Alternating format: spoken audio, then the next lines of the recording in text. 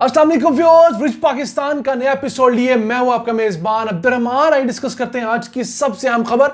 बलूचिस्तान में इंतहाई कीमती धात के बड़े ज़खायर दरियाफ्त हुए हैं और ये धात है एंटीमनी, जो कि डिफेंस पर्पस के लिए और स्ट्रेटेजिक पर्पस के लिए इस्तेमाल होती है। यानी कि ये न्यूक्लियर वेपन्स में इस्तेमाल होती है, मिलिट्री के बहुत सारे वेपन्स और गैजेट्स बनाने में इस्तेमाल होती है। इसका एक टन 22,000 अमरीकी डॉलर से लेकर 32,000 अमरीकी डॉलर के अंदर फरोख्त होता है। अब इसके बलूचिस्तान में वाक़े ये दो ज़खायर जो हैं, एक किला अब्दुल्ला और दूसरा ज़ोब के इलाके में जो वाक़े हैं, उन्हें OGDCL और PMDC Pakistan Midland development corporation मिलकर एक्सप्लोर करने के लिए जॉइंट वेंचर कर चुके हैं। इसके लिए डाटा जो है, इब्तदा एक्सपर्टीज जो है वो PMDC देगा, जबकि OGDCL पैसा लाएगा और अपने जियोलॉजी से इस्तेमाल करेगा और दोनों के बाहमी इश्तराक से 50-50% के शेयर के साथ इस एक्सकवेशन को शुरू किया जाएगा। इसका बाकायदा आगाज उम्मीद है अगले महीने 8-9 अप्रैल को होने वाली पाकिस्तान मिनिस्ट्रियल इन्वेस्टमेंट फोरम के अंदर किया जाएगा। अब पाकिस्तान में ये जो धात है, बेसिकली ये मेटल और नॉन मेटल के दरमियान एक एलिमेंट है। इसके यूजेजेस बहुत अहम है। मिसाल के तौर पर ये ऐसी गोलियों के ऊपर चढ़ाई जाती है जो कि आर्मर वाली गाड़ियों में या आर्मर वाली चीज़ों को फाड़ने के लिए इस्तेमाल होती हैं। यानी कि ये जो आम लोग पहनते हैं बुलेट प्रूफ जैकेट्स, उनको भी फाड़ के वो गोली निकल जाती है अगर उसके ऊपर इस धात की कोटिंग की हो तो।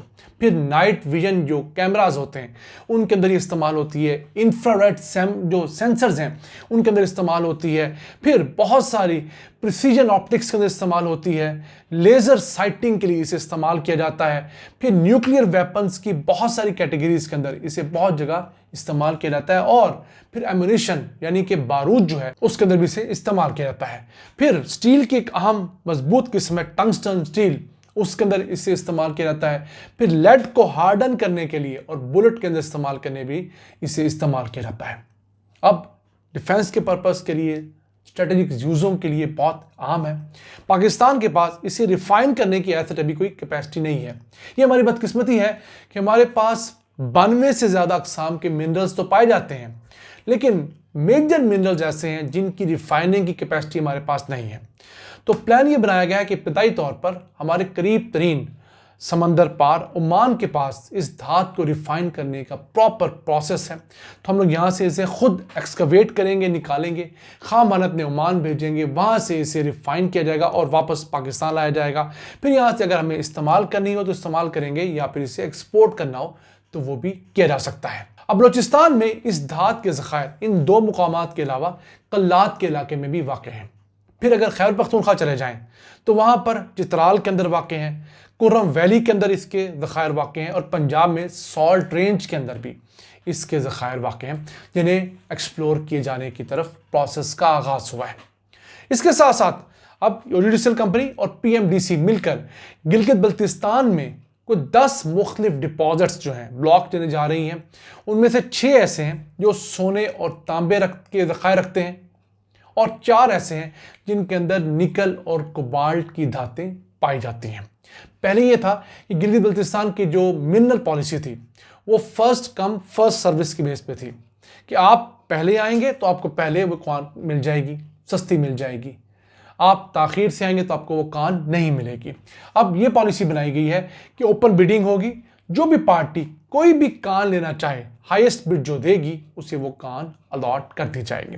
अच्छी पॉलिसी है। वैसे होना यह चाहिए कि मुल्क भर के लिए मिनरल्स की सारे सूबों को ऑन बोर्ड लेकर एक पॉलिसी बनाई जाए और उस पॉलिसी के अंदर ये लिख दिया जाए कि जिस इलाके में कोई धात, कोई चीज़ निकाली जाएगी, वहाँ पर उस कान के ऊपर 70-80% लोग उसी इलाके के काम करेंगे।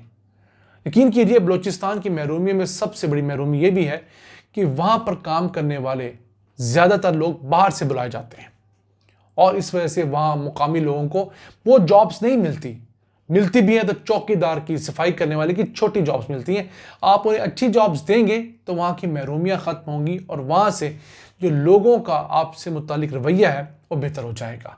अब एक और प्लान किया गया है कि पाकिस्तान में मिनरल सेक्टर चूँकि बहुत तगड़ा होने जा रहा है, $8,000 अरब डॉलर्स के हमारे पास मिनरल्स मौजूद हैं, लेकिन हमारे पास उस तरह की एक्सपर्टीज़ नहीं है। तो एक्सपर्टीज़ डेवलप करने के लिए HTC हायर एजुकेशन के ताउन से पाकिस्तान की जो बड़ी बड़ी यूनिवर्सिटीज़ हैं, जैसे नस्ट है, फास्ट है, दीगर बड़ी यूनिवर्सिटियाँ स्टेट ऑफ द आर्ट, उनके अंदर मिनरल्स के डिपार्टमेंट को तगड़ा किया जाएगा, ताकि वहाँ से उस लेवल के ग्रेजुएट्स निकलें जो कि हमारी फील्ड में आके काम कर सकें। कैसी बात है, हम दुनिया में जेम स्टोन्स, कीमती पत्थर वाले बड़े ममालिक में इस्तेमाल होते हैं। हमारे पास रूबी है, सफ़ायर है, एमरल्ड है, लेकिन हमें जेम स्टोन्स की फील्ड में काम करने के लिए लेबर की अक्सर ज़रूरत जो पेश आती है, तो हम लोग श्रीलंका से लोग बुलाते हैं, क्योंकि उन लोगों को प्रिसीजन के साथ पत्थर निकालने का तजर्बा है। हमारे लोग जो कान लेते हैं सस्ते दामों रिश्वत देकर, एमरल्ड की कान ले ली, रूबी कान ले ली या सफ़ायर की कान ले ली, अब उस कान के अंदर ब्लास्ट किया जाता है। तो जो बड़ा रूबी का पत्थर है, एमरल्ड का पत्थर, जिसने शायद $1 मिलियन में फरोख्त होना था, जब वो किरची किरची हो जाता है, वो 2-2, 4-4 कैरेट करा जाता है, तो वो फिर बिकता भी चंद $100 का या मैक्सिमम $1000 का है। तो अगर हम अपनी इस चीज़ को बेहतर करेंगे तो उससे हम लोगों के यहाँ जो एक हाई एंड इंजीनियर्स जो हैं वो अच्छे आएंगे। फिर जो हमारी वर्क फोर्स है उसे तैयार करने के लिए नेफ्टक का इदारा जो है, नेशनल वोकेशनल ट्रेनिंग इंस्टीट्यूट का जो इदारा है पूरे मुल्क में, उसके साथ कोलैबोरेशन की जा रही है।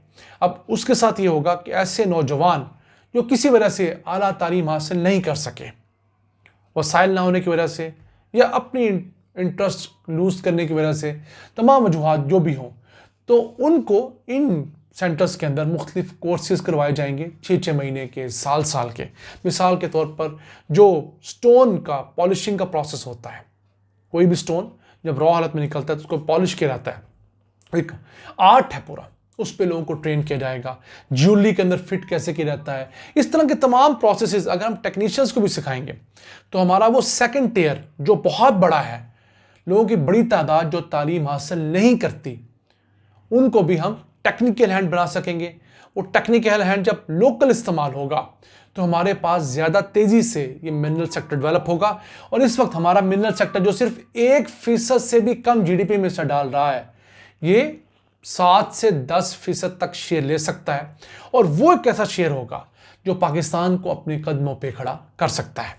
नाज़रीन, ये था आज का एपिसोड। हमें उम्मीद है आपको पसंद आया होगा। अपनी सजेशंस, अपनी आराह से हमें आगाह रखा करें और हमारी वेबसाइट www.richpakistan.com पर ये तमाम खबरें जो हम अपने शोज में देते हैं और इसके अलावा भी पाकिस्तान से मुतालिक जो खबरें हैं, मुसद्दक़ा खबरें, आप जाकर पढ़ सकते हैं। अपने मेज़बान अब्दुल रहमान को इजाज़त दीजिए। अल्लाह ने के बाद।